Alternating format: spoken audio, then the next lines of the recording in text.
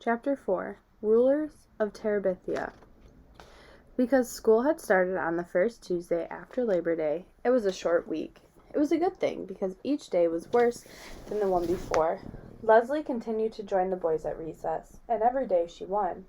By Friday, a number of the 4th and 5th grade boys had already drifted away to play King of the Mountain on the slope between the two fields. Since there were only a handful left, they didn't even have to have heats, which took away a lot of the suspense. Running wasn't fun anymore, and it was all Leslie's fault. Jess knew now that he would never be the best runner of the 4th and 5th graders, and his only consolation was that neither would Gary Fulcher. They went through the motions of the contest on Friday, but when it was over and Leslie had won again, everyone sort of knew without saying so that it was the end of the races. At least it was Friday, and Miss Edmonds was back. The 5th grade had music right after recess. Jess had passed Miss Edmonds in the hall earlier in the day, and she had stopped him and made a fuss over him. "Did you keep drawing this summer?" "Yes, ma'am." "May I see your pictures, or are they private?" Jess shoved his hair off his red forehead. "I'll show you 'em." She smiled her beautiful even-tooth smile and shook her shining black hair back off her shoulders. "Great," she said. "See you." He nodded and smiled back. Even his toes had felt warm and tingly. Now as he sat on the rug in the teacher's room, the same warm feeling swept through him at the sound of her voice. Even her ordinary speaking voice bubbled up from inside her, rich and melodic. Miss Edmonds filled a minute with her guitar, talking as she tightened the strings to the jingling of her bracelets and the thrumming of chords. She was in her jeans as usual and sat there cross-legged in front of them as though that was the way teachers always did. She asked a few of the kids how they were and how their summer had been. They kind of mumbled back. She didn't speak directly to Jess, but she gave him a look with those blue eyes of hers that made him zing like one of the strings which she was strumming. She took note of Leslie and asked for an introduction, which one of the girls priskly gave. Then she smiled at Leslie, and Leslie smiled back. The first time Jess could remember seeing Leslie smile since she won the race on Tuesday. "What do you like to sing, Leslie?" "Oh, anything." Miss Edmonds picked a few odd chords, and then began to sing more quietly than usual for that particular song. "I see a land bright and clear, and the time's coming near, when we'll live in this land, you and me, hand in hand."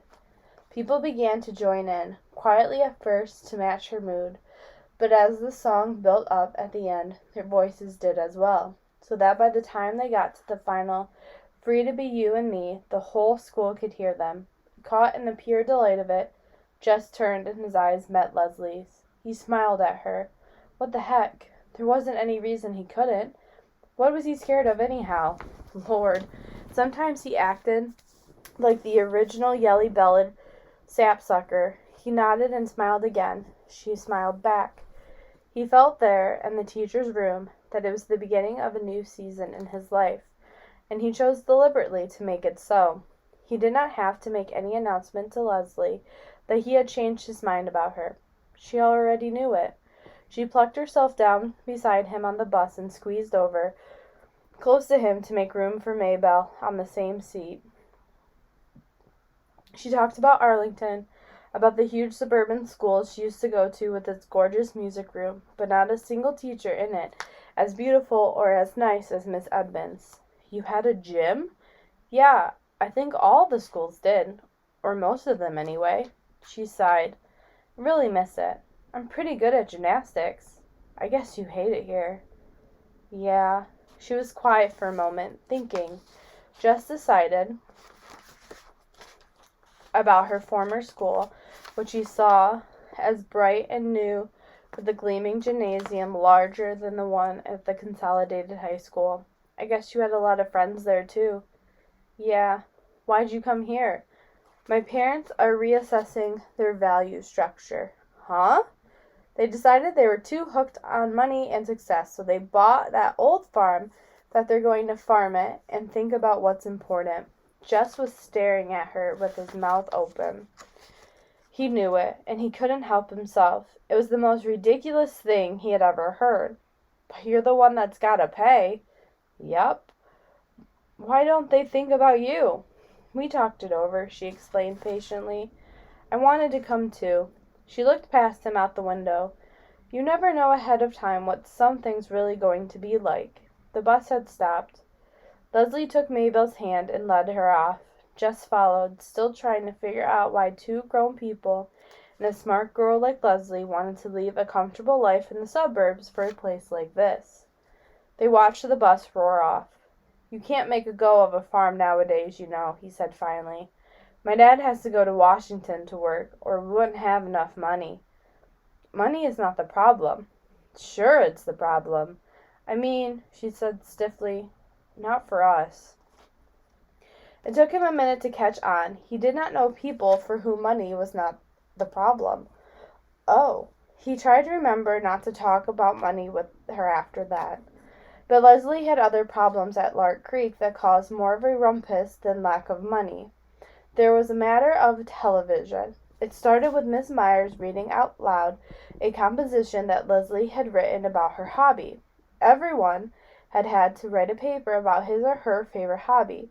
Jess had written about football, which she really hated, but he had enough brains to know that if he said drawing, everyone would laugh at him. Most of the boys swore that watching the Washington Redskins on TV was their favorite hobby. The girls were divided. Those who didn't care much about what Miss Myers thought chose watching game shows on TV, and those like Wanda K. Moore, who were still aiming for A's, chose reading good books. But Miss Myers didn't read anyone's paper out loud, except Leslie's. I want to read this composition out loud, for two reasons. One, it is beautifully written, and two, it tells about an unusual hobby, for a girl. Miss Myers beamed her first day smile at Leslie. Leslie stared at her desk. Being Miss Myers' pet was pure poison at Lark Creek. Scuba Diving by Leslie Burke. Miss Myers' sharp voice cut Leslie's sentences into funny little phrases. But even so, the power of Leslie's words drew Jess with her under the dark water. Suddenly he could hardly breathe. Suppose you went under and your mask filled all up with water and you couldn't get to the top in time. He was choking and sweating. He tried to push down his panic. This was Leslie Burke's favorite hobby. Nobody would make up scuba diving to be their favorite hobby if it wasn't so. That meant Leslie did it a lot. That she wasn't scared of going deep, deep down in a world of no air and little light. Lord, he was such a coward. How could he be all in a tremble just listening to Miss Myers read about it? He was worse a baby than Joyce Ann. His dad expected him to be a man, and here he was letting some girl who wasn't even 10 yet scare the liver out of him by just telling what it was like to sightsee underwater. Dumb, dumb, dumb. I am sure, Miss Myers was saying, that all of you were as impressed as I was with Leslie's exciting essay. Impressed? Lord, he'd nearly drowned. In the classroom there was a shuffling of feet and papers. Now I want to give you a homework assignment, muffled groans, that I'm sure you'll enjoy, mumblings of unbelief. Tonight on Channel 7 at 8 p.m., there's going to be a special about a famous underwater explorer, Jacques Cousteau. I want everyone to watch. Then write one page telling what you learned. A whole page? Yes. Does spelling count? Doesn't spelling always count, Gary? Both sides of the paper? One side will be enough, Wanda K., but I will give extra credit to those who do extra work. Wanda K. smiled primly. You could already see 10 pages taking shape in her pointy head. Miss Myers? Yes, Leslie. Lord, Miss Myers was liable to crack her face if she kept smiling like that. What if you can't watch the program? You inform your parents that it is a homework assignment. I'm sure they will not object. What if... Leslie's voice faltered, then she shook her head and cleared her throat so the words came out stronger. What if you don't have a television set? Lord, Leslie, don't say that. You can always watch on mine. But it was too late to save her. The hissing sounds of disbelief were already building into a rumbling of contempt. Miss Myers blinked her eyes. Well, she blinked some more. You could tell she was trying to figure out how to save Leslie, too. Well, in that case, one could write a one-page composition on something else. Couldn't one, Leslie? She tried to smile across the classroom upheaval to Leslie, but it was no use. Class! Class! Class! Her Leslie smile shifted suddenly and ominously into a scowl that silenced the storm. She handed out dittoed sheets of arithmetic problems. Jess stole a look at Leslie. Her face, bent low over the math sheet, was red and fierce. At recess time, when he was playing King of the Mountain, he could see that Leslie was surrounded by a group of girls led by Wanda Kay. He couldn't hear what they were saying, but he could tell by the proud way Leslie was throwing her head back that the others were making fun of her. Greg Williams grabbed him then, and while they wrestled, Leslie disappeared. It was none of his business, really. But he threw Greg down the hill as hard as he could and yelled to no one in particular, "Gotta go!" He stationed himself across from the girls' room. Leslie came out in a few minutes. He could tell she had been crying. "Hey, Leslie," he called softly. "Go away." She turned abruptly and headed the other way in a fast walk. With an eye on the office door, he ran after her. Nobody was supposed to be in the halls during recess. "Leslie, what's the matter?" "You know perfectly well what's the matter, Jess Aarons." "Yeah," he rubbed his hair.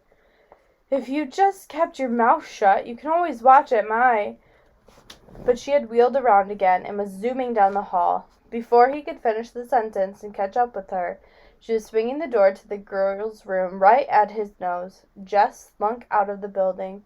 He couldn't risk Mr. Turner catching him hanging around the girls' room as though he was some kind of pervert or something.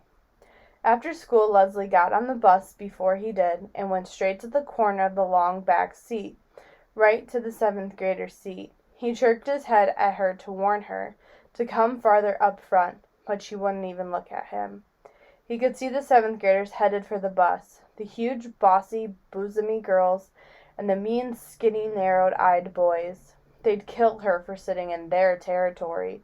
He jumped up and ran to the back and grabbed Leslie by the arm. "You gotta come up to your regular seat, Leslie." Even as he spoke, he could feel the bigger kids pushing up behind him down the narrow aisle. Indeed, Janice Avery, who among all the 7th graders was the one person who devoted her entire life to scaring the wits out of anyone smaller than she, was right behind him. "Move, kid," she said.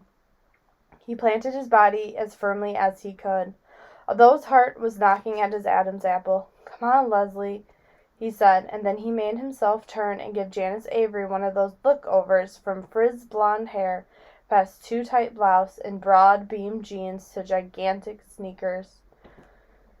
When he finished, he swallowed, stared straight up into her scowling face, and said, almost steadily, "Don't look like there'll be room across the back here for you and Janice Avery." Somebody hooted, "Weight Watchers is waiting for you, Janice." Janice's eyes were hate-made, but she moved aside for Jess and Leslie to make their way past her to their regular seat. Leslie glanced back as they sat down and then leaned over. "She's going to get you for that, Jess. Boy, is she mad." Jess warmed to the tone of respect in Leslie's voice, but he didn't dare look back. "Heck," he said. "You think I'm going to let some dumb cow like that scare me?" By the time they got off the bus, he could finally send a swallow past his Adam's apple without choking. He even gave a little wave at the back seat of the bus as the bus pulled off. Leslie was grinning at him over Maybelle's head. "Well," he said happily, "see you. Hey, do you think we could do something this afternoon?" "Me too. I want to do something too," Maybelle shrilled. Jess looked at Leslie. No was in her eyes. "Not this time, Maybelle. Leslie and I got something we gotta do just by ourselves today. You can carry my books home and tell Mom I'm over at Burke's, okay?" "You ain't got nothin' to do. You ain't even planned nothin'." Leslie came and leaned over Maybelle, putting her hand on the little girl's thin shoulder. Maybelle, would you like some new paper dolls? Maybelle slid her eyes around suspiciously. What kind? Life in colonial America? Maybelle shook her head. I want Bride or Miss America. You can pretend these are Bride paper dolls. They have lots of beautiful long dresses. What's the matter with them? Nothing. They're brand new. How come you don't want them if they're so great? When you're my age, Leslie gave a little sigh. You just don't play with paper dolls anymore. My grandmother sent me these. You know how it is. Grandmothers just forget you're growing up. Maybelle's one living grandma was in Georgia and never sent her anything. You already punched 'em out? No, honestly. And all the clothes punch out too. You don't have to use scissors. They could see she was weakening. How about, Jess began, you coming down and taking a look at 'em, and if they suit you, you could take 'em along home when you go tell Mama where I am. After they had watched Maybelle tearing up the hill, clutching her new treasure, Jess and Leslie turned and ran up over the empty field behind the old Perkins place and down to the dry creek bed that separated farmland from the woods. There was an old crab apple tree there just at the bank of the creek bed, from which someone, long forgotten, had hung a rope. They took turns swinging across the gully on the rope. It was a glorious autumn day, and if you looked up as you swung, it gave you the feeling of floating. Just leaned back and drank in the rich, clear color of the sky. He was drifting, like a fat, white, lazy cloud back and forth across the blue. Do you know what we need? Leslie called to him, intoxicated as he was with the heavens. He couldn't imagine needing anything on earth. We need a place, she said, just for us. It would be so secret that we would never tell anyone in the whole world about it. Jess came swinging back and dragged his feet to stop. She lowered her voice almost to a whisper. It might be a whole secret country, she continued, and you and I would be the rulers of it. Her words stirred inside him. He'd like to be a ruler of something, even something that wasn't real. Okay, he said. Where could we have it? Over there in the woods where nobody would come and mess it up. There were parts of the woods that Jess did not like, dark places where it was almost like being underwater, but he didn't say so. I know. She was getting excited. It could be a magic country like Narnia, and the only way you can get in is by swinging across on the enchanted rope. Her eyes were bright. She grabbed the rope. Come on, she said. Let's find a place to build our castle stronghold. They had gone only a few yards into the woods beyond the creek bed when Leslie stopped. How about right here? She asked. Sure, Jess agreed quickly, relieved that there was no need to plunge deeper into the woods. He would take her there, of course, for he wasn't such a coward that he would mind a little exploring now and then farther in amongst the ever-darkening columns of the tall pines. But as a regular thing, as a permanent place, this was where he would choose to be. Here where the dogwood and red bud played hide-and-seek, between oaks and evergreens, and the sun flung itself in gold streams through the trees to splash warmly at their feet. Sure, he repeated himself, nodding vigorously. The underbrush was dry and would be easy to clear away. The ground was almost level. This will be a good place to build. Leslie named their secret land Terabithia, and she loaned Jess all of her books about Narnia so he would know how things went in the magic kingdom, how the animals and the trees must be protected, and how a ruler must behave. That was the hard part. When Leslie spoke, the words rolling out so regally, you knew she was a proper queen. He could hardly manage English, much less the poetic language of a king, but he could make stuff. They dragged boards and other materials down from the scrap heap by Miss Bessie's pasture and built their castle stronghold in the place they had found in the woods. Leslie filled a 3-pound coffee can with crackers and dried fruit, and a 1-pound can with strings and nails. They found 5 old Pepsi bottles, which they washed and filled with water, in case as Leslie said, a siege. Like God in the Bible, they looked at what they had made, and it found it very good. You should draw a picture of Terabithia for us to hang in the castle, Leslie said. I can't. How could he explain it in a way Leslie would understand? How he yearned to reach out and capture the quivering life about him, and how, when he tried, it slipped past his fingertips, leaving a dry fossil open upon the page. I just can't get the poetry of the trees, he said. She nodded. Don't worry, she said. You will someday. He believed her because there, in the shadowy light of the stronghold, everything seemed possible. Between the two of them, they owned the world and no enemy. Gary Fulcher, Wanda K. Moore, Janice Avery, Jess's own fears and insufficiencies, nor any of the foes whom Leslie imagined attacking Terabithia, could ever really defeat them. A few days after they finished the castle, Janice Avery fell down in the school bus and yelled that Jess had tripped her as she went past. She made such a fuss that Miss Prentice, the driver, ordered Jess off the bus, and he had to walk the 3 miles home. When Jess finally got to Terabithia, Leslie was huddled next to one of the cracks below the roof, trying to get enough light to read. There was a picture on the cover which showed a killer whale attacking a dolphin. What you doing? He came in and sat beside her on the ground. Reading? I had to do something. That girl. Her anger came rocketing to the surface. It don't matter. I don't mind walking all that much. What was a little hike compared to what Janice Avery might have chosen to do? It's the principle of the thing, Jess. That's what you've got to understand. You have to stop people like that. Otherwise they turn into tyrants and dictators. He reached over and took the whale book from her hands, pretending to study the bloody picture on the jacket. Getting any good ideas? What? I thought you were getting some ideas on how to stop Janice Avery. No, stupid. We're trying to save the whales. They might become extinct. He gave her back the book. You save the whales and shoot the people, huh? She grinned finely. Something like that, I guess. Say, did you ever hear the story about Moby Dick? Who's that?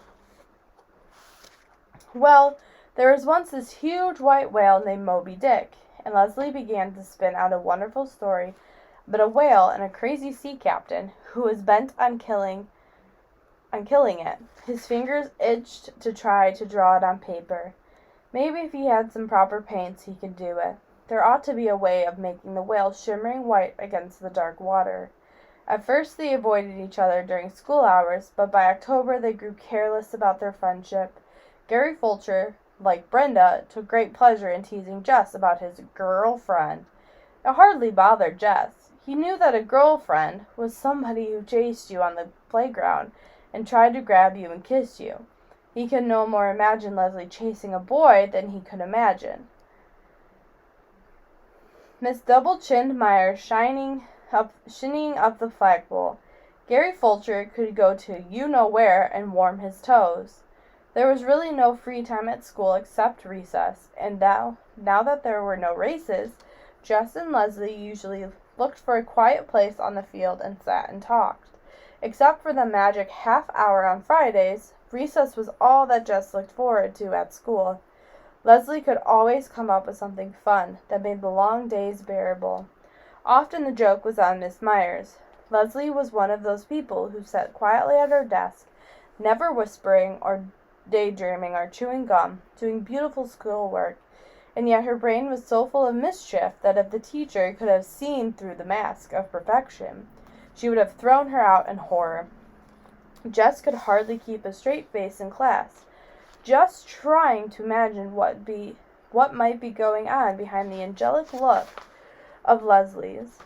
One whole morning, as Leslie related it at recess, she had spent imagining Miss Myers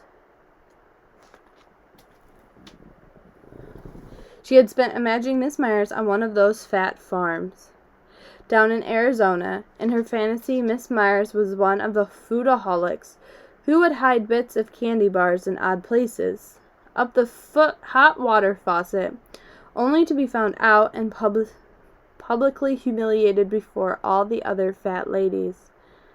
That often Jess kept having visions of Miss Myers dressed only in a pink corset being weighed in. "You've been cheating again, Gussie," the tall, skinny directress was saying. Miss Myers was on the verge of tears. "Jessie Aarons!" The teacher's sharp voice punctured his daydream. He couldn't look Miss Myers straight in her pudgy face. He'd crack up. He sat his sight on her uneven hemline. "Yes'm." He was going to have to get coaching from Leslie. Miss Myers always caught him when his mind was on vacation, but she never seemed to suspect Leslie of not paying attention.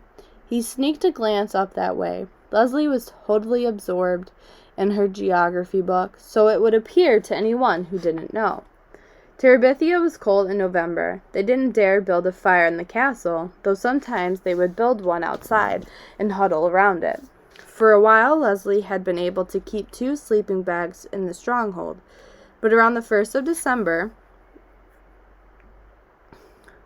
her father noticed their absence and she had to take them back. Actually, just made her take them back. It was not that he was afraid of the Burkes exactly. Leslie's parents were young, with straight white teeth and lots of hair, both of them. Leslie called them Judy and Bill, which bothered Jess more than he wanted to. It was none of his business what Leslie called her parents, but he just couldn't get used to it. Both of the Burkes were writers. Miss Burke wrote novels, and according to Leslie, was more famous than Mr. Burke, who wrote about politics. He was really something to see the shelf that had their books on it. Miss Burke was Judith Hancock on the cover, which threw you at first, but then if you looked on the back, there was her picture looking very young and serious. Mr. Burke was going back and forth to Washington to finish a book he was working on with someone else, but he had promised Leslie that after Christmas he would stay home and fix up the house and plant his garden and listen to music and read books out loud and write only in his spare time. They didn't look like Jess's idea of rich, but even he could tell that the jeans they wore had not come off the counter at Newberry's.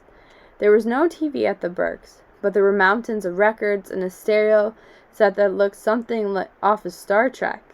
And although their car was small and dusty, it was Italian and looked expensive too. They were always nice to Jess when he went over, but then they would suddenly begin talking about French politics or string quartets, which he at first thought was a square box made out of string, or how to save the Timberwolves or redwoods or singing whales, and he was scared to open his mouth and show once and for all how dumb he was. He wasn't comfortable having Leslie at his house either. Joyce Ann would stare, her index finger pulling down her mouth and making her drool. Brenda and Ellie always managed some remark about girlfriend. His mother acted stiff and funny, just the way she did when she had to go up to school about something. Later, she would refer to Leslie's tacky clothes. Leslie always wore pants, even to school. Her hair was shorter than a boy's. Her parents were hardly more than hippies. Maybelle either tried to push in with him and Leslie or sulked at being left out. His father had seen Leslie only a few times and had nodded to show that he had noticed her. But his mother said that she was sure he was fretting that his only son did nothing but play with girls, and they both were worried about what would become of it. Jess didn't concern himself with what would become of it. For the first time in his life, he got up every morning with something to look forward to. Leslie was more than his friend. She was his other, more exciting self, his way to Terabithia and all the worlds beyond. Terabithia was their secret, which was a good thing, for how could Jess have ever explained it to an outsider? Just walking down the hill toward the woods made something warm and liquid steal through his body. The closer he came to the dry creek bed and the crab-apple tree rope, the more he could feel the beating of his heart. He grabbed the end of the rope and swung out toward the other bank, with a kind of wild exhilaration, and landed gently on his feet, taller and stronger and wiser in the mysterious land. Leslie's favorite place besides the castle stronghold was the pine forest. There the trees grew so thick at the top that the sunshine was veiled. No low bush or grass could grow in that dim light, so the ground was carpeted with golden needles. I used to think this place was haunted, Jess had confessed to Leslie the first afternoon he had revved up his courage to bring her there. Oh, but it is, she said. But you don't have to be scared. It's not haunted with evil things. How do you know? You can just feel it. Listen. At first he heard only the stillness. It was the stillness that had always frightened him before. But this time, it was like the moment after Miss Edmonds finished a song. Just after the chords hummed down to silence, Leslie was right. They stood there, not moving, not wanting the swish of dry needles beneath their feet to break the spell. Far away from their former world came the cry of geese heading south. Leslie took a deep breath. This is not an ordinary place, she whispered. Even the rulers of Terabithia come into it, only at times of greatest sorrow or of greatest joy. We must strive to keep it sacred. It would not do to disturb the spirits. He nodded, and without speaking, they went back to the creek bank, where they shared together a solemn meal of crackers and dried fruit.